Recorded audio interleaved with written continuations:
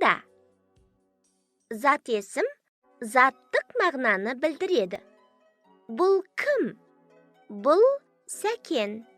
Сәкеннің қасында кімдер бар? Сәкеннің қасында Нұрасыл, Нұрайым бар. Кім сұрағы адам ұғымын білдіретін атауларға, кімдер сұрағы көптік мағынаны білдіріп, бір емес бірнеше адамға байланысты қойылады.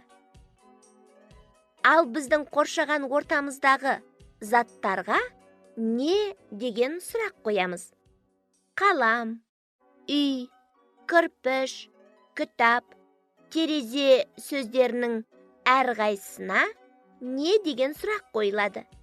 Егер осы сөздерге көптік жалғауы жалғанса, қаламдар, үйлер, кірпіштер, кітаптар, терезелер, нелер деген сұрақтарға жауап береді. Зат есімнің мағынасы күнделікті өмірде кездесетін мал, құс, аң атаулары, құрт-құмырсқа атаулары, үй, жиһаз атаулары, техника атаулары, оқу құралдарының атаулары, табиғат құбылыс атаулары, тағы басқа атаулармен толықтырып айтуға болады. Заттың атын білдіретін сөздерді зат есім дейміз.